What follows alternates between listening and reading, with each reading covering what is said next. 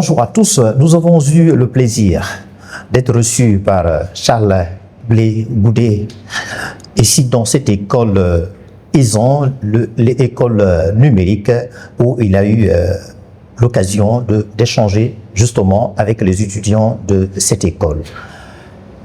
Charles, il fut le ministre sous le régime de l'ex-président Laurent Gbagbo, le ministre de la Jeunesse, de l'Emploi et de la Formation professionnelle avant le déclenchement de la crise post-électorale en 2010, ayant secoué foncièrement la Côte d'Ivoire.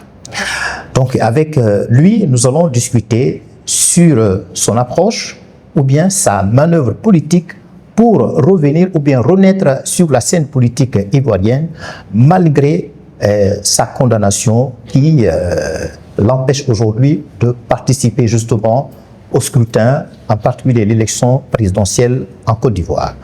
Bonjour monsieur. Bonjour. Alors, parlez-nous de ce qui vous reste après avoir été condamné par contumace, donc une inéligibilité qui vous empêche aujourd'hui évidemment de participer surtout à la dernière élection présidentielle.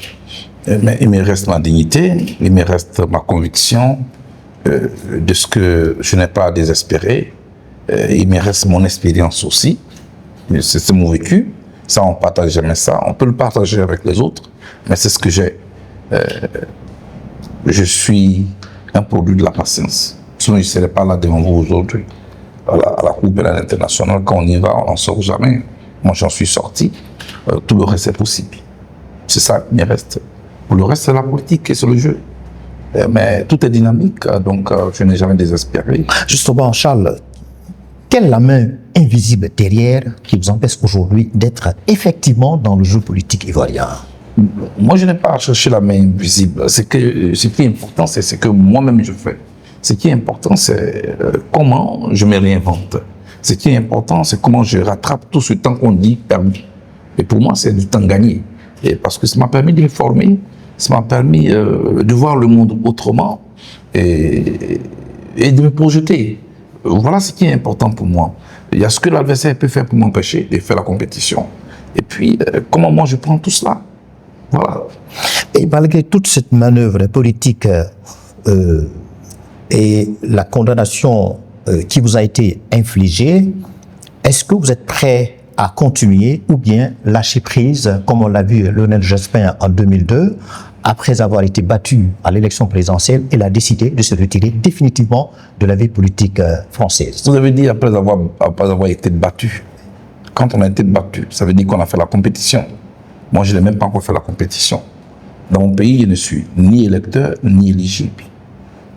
Et donc, rien n'a encore commencé pour moi. J'étais un soutien du président Laurent Gbagbo. Donc, je ne travaillais pas pour moi-même. Je n'ai même pas encore fait profiter à la Côte d'Ivoire du quart de mes connaissances politiques, du quart de ce que je sais faire. Et c'est à cela que je vais arriver. Donc, cette condamnation politique, pour moi, c'est une condamnation politique. Pourquoi? Parce que c'est mon pays qui a dit qu'il n'était pas à même de me garantir un procès à la Cour pénale internationale, entre la Cour pénale internationale et les pays membres, donc qui ont signé et ratifié le statut de Rome. C'est un système de complémentarité. C'est-à-dire que quand le pays ne peut pas faire le procès, qu'elle remet le suspect à la Cour pénale internationale. C'est ce qui a été fait. Donc, le pays renonce. Donc, mon pays a renoncé à me juger. Et la CPI m'a jugé et j'ai gagné mon procès. Je n'ai pas été, on va dire quoi, je n'ai pas été gracié à la CPI. J'ai gagné mon procès. Il faut que l'Afrique le retienne. J'ai gagné mon procès. Et à partir de là, tout ce qui suit avec les mêmes faits, pour moi, c'est politique. Alors, tout problème politique a besoin d'une solution politique. Donc, je fais en sorte que la solution politique, même si elle ne vient pas maintenant, qu'elle vienne un jour. C'est comme vous voyez moins volubile sur la question. Vous n'avez pas été gracié. Par contre, d'autres ont été graciés, comme Laurent Gbagbo, votre mentor, certains aussi ont bénéficié de l'amnistie. Pourquoi pas vous? Qu'est-ce qui se passe? Mais je me pose exactement la même question que vous. Pourquoi ce traitement singulier? Moi, je n'étais qu'un soutien. Ceux que j'ai soutenus ont été classés ou amnistiés. Et moi pas. Leur compte est gelé, moi pas. À partir de là, qu'est-ce que je dois faire? Est-ce que je dois pleurer? Est-ce que je dois me lamenter? Non. Moi, je ne suis pas du genre à me lamenter. Je ne suis pas un vendeur de désespoir. Bien au contraire. Je profite de ce moment pour davantage affûter mes connaissances, affûter mon projet que je porte pour les Ivoiriens, dirigé par l'essentiel et les priorités. Tel est mon projet. Je profite de ce moment pour faire le tour des capitales africaines, éveiller les consciences, comme je viens de le faire aujourd'hui, échanger avec la jeunesse africaine et puis partager mon expérience avec elle. Alors, justement, ce projet qui vous anime aujourd'hui, que vous êtes en train de peaufiner, est-ce que ce projet, c'est de réconcilier les Ivoiriens? On le voit aujourd'hui de ce point de vue, vous êtes vu comme un chantre de la réconciliation, ou bien vous êtes à la quête de pouvoir? Ça va être, on va dire, un effet collatéral. Je pense que pour un pays comme le mien, qui sort de plusieurs décennies de crise, pas n'importe quelle crise, une crise meurtrière. Même 3000 morts, c'est le chiffre officiel. Il y en a certainement eu plus que cela. Ce peuple qui a été traumatisé, qui pense à sa santé mentale? Je pense que nous devons penser à la santé mentale de ce peuple-là, en l'amenant d'abord à penser les plaies. Il y a les plaies qu'on ne voit pas, mais qui font plus mal que les plaies physiques qu'on voit, la plaie morale. Et moi, je vais utiliser mon leadership pour rassembler davantage les Ivoiriens qui hier se regardaient en chaîne de défaillance. C'est à cela que je travaille. C'est le plus grand programme qu'on doit offrir au peuple de Côte d'Ivoire. Faire en sorte que le pays ait des institutions fortes au niveau électoral aussi. Pour ne pas que la Côte d'Ivoire devienne un pays à risque électoral qui, tous les 5 ans, rentre dans une spirale de violence. C'est à cela que moi je travaille. Pour le reste, j'ai le temps. Alors, pour matérialiser justement cette volonté manifeste de réconcilier, de reconstruire la Côte d'Ivoire, est-ce qu'il faut arriver à la tête de l'État ivoirien? Non, pas forcément. La preuve, moi je ne suis pas à la tête de l'État ivoirien. La preuve, je ne suis même pas éligible, je ne suis même pas électeur. Et malgré, je fais fi de tout cela pour aller vers mon peuple. Pas pour faire un avec lui. Quand j'appelais dans la rue dans les années 2000, ce n'étaient pas des militants des partis politiques que je venais.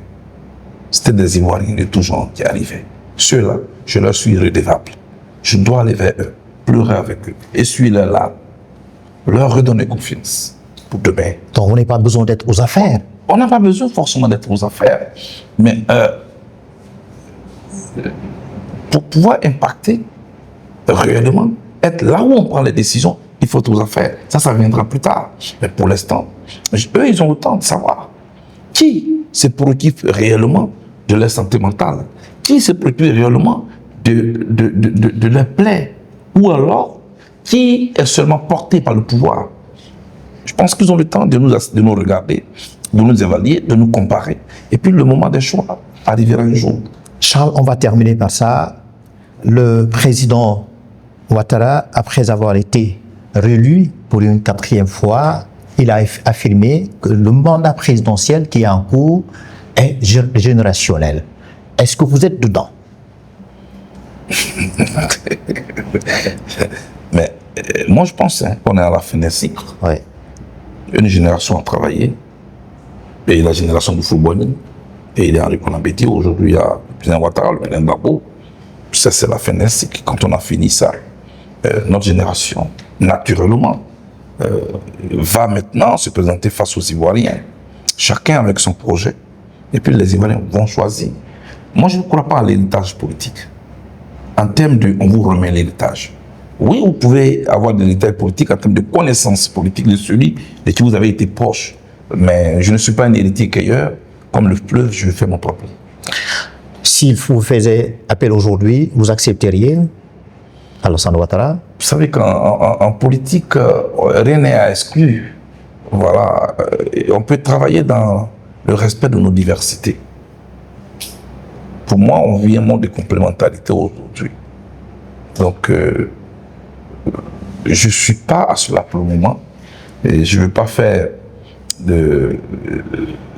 comment on va dire ça. Mais ça va venir, on verra. D'accord. Merci de nous avoir reçus sur le plateau de le site le Sahel Matin, un site de référence. Merci beaucoup. Nous vous souhaitons un très bon séjour à Dakar. Je salue vos followers. Ouais. Merci. Ouais. À bientôt.